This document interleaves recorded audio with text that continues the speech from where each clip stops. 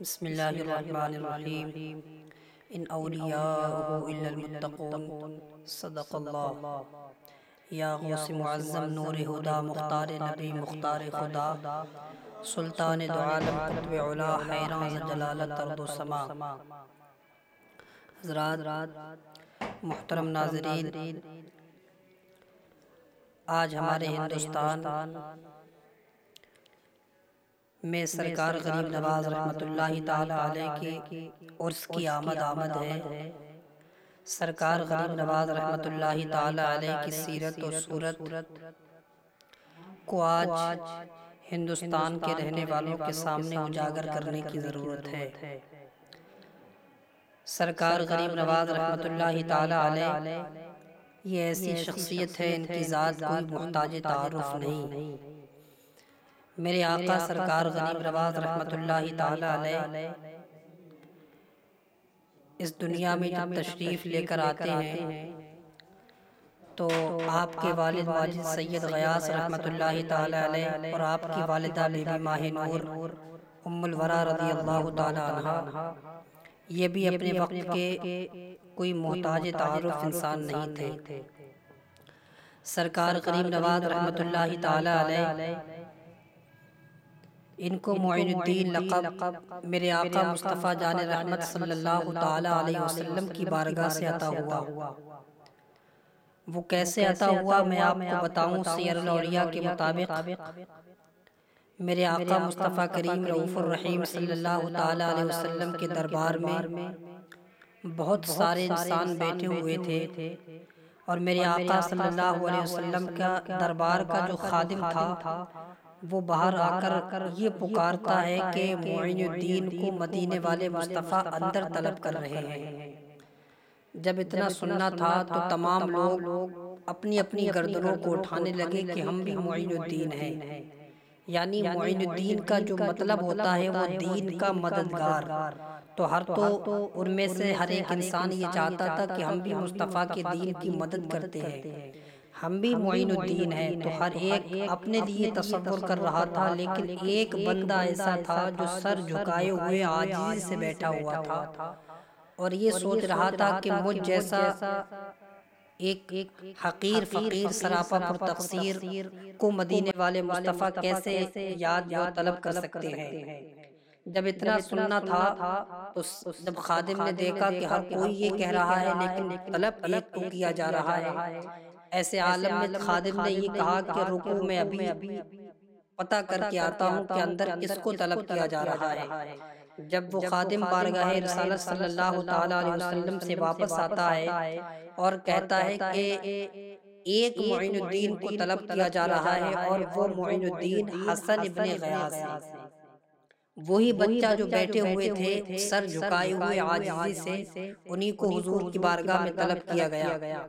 اب میرے آقا مصطفیٰ جان رحمت کی بارگاہ میں جب سرکار غریب نواز رحمت اللہ تعالی علیہ پہنچے تو سرکار غریب نواز رحمت اللہ تعالی علیہ کو مصطفیٰ جان رحمت نے معین الدین کہہ کے پکارا اور کہا تمہیں ہندوستان کی طرف جانا ہے۔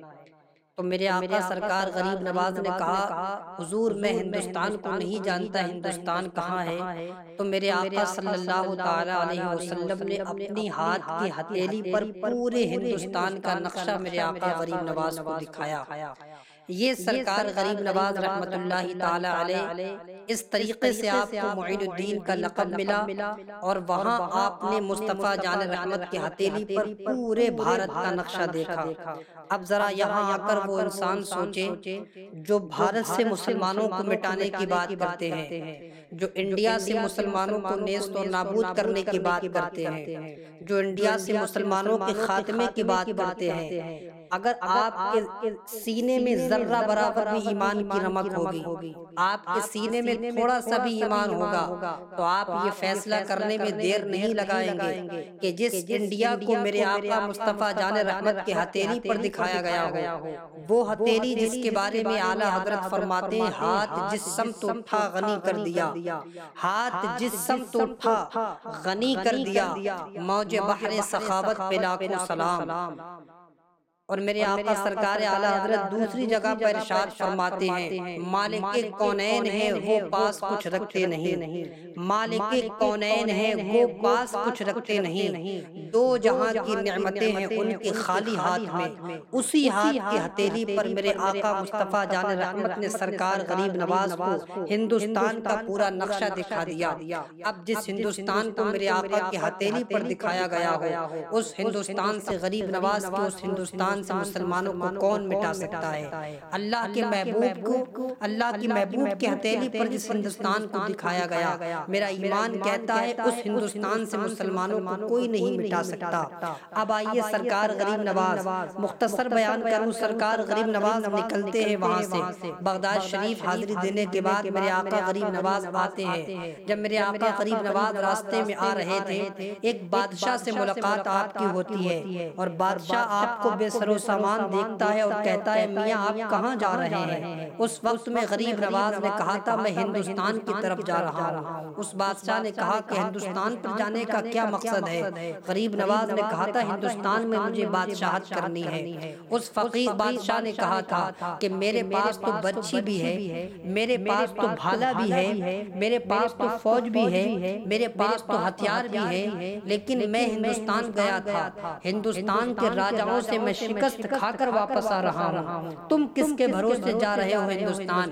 تمہارے پاس تو نہ بھالا ہے، تمہارے پاس تو نہ برچھی ہے، تمہارے پاس تو نہ فوج ہے، تم کس کے بھروسے ہندوستان جا رہے ہو؟ اور ہندوستان کے راجاؤں سے کیسے تم جیت حاصل کرو گے؟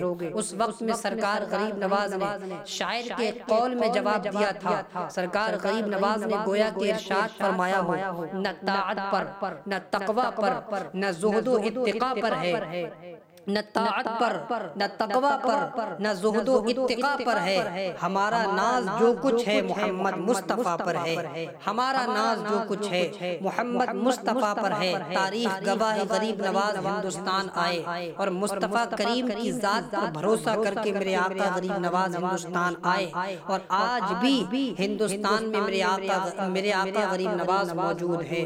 800 سال کے بعد بھی ہندوستان ایسا ہندوستان میں پرچم لہلایا میرے آقا غریب نواز نے 90 لاکھ کو میرے آقا نے اسلام کی دولت عطا کر دی۔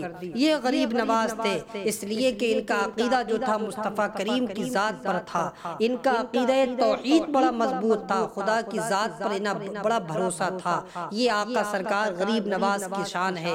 میرے آقا سرکار غریب نواز کے بارے میں ایک انگریز سائنٹسٹ کے مطابق میں نے پڑھا کہ ایک انگریز کہتا ہے کہ ہندوستان پر کوئی بھی حکومت کر لے، لیکن میں نے ایک قبر کو پورے ہندوستان پر حکومت کرتے دیکھا ہے۔ وہ قبر کسی اور کی نہیں بتائی اس انگریز نے جو وہ سرکار غریب نواز کی تربت مبارک کی طرف اشارہ کیا تھا۔ ایک قبر مبارک پورے ہندوستان پر حکومت کر رہی ہے، اور یہ ہمارا ایمان ہے کہ سرکار غریب نواز پورے بھارت کی حکومت کر رہے ہیں۔ ہاں میں کیوں نہ کہہ دوں تیری زمین تیرا آسمان ہے خواجہ، تیری زمین تیرا آسمان ہے خواجہ، اسی لیے یہ بھارت مہان ہے خواجہ، بس ایک قطرے کا مانند ہے انا ساگر، تیرے کاسے میں پورا ہندوستان ہے خواجہ۔ وما علینا الا البلاغ۔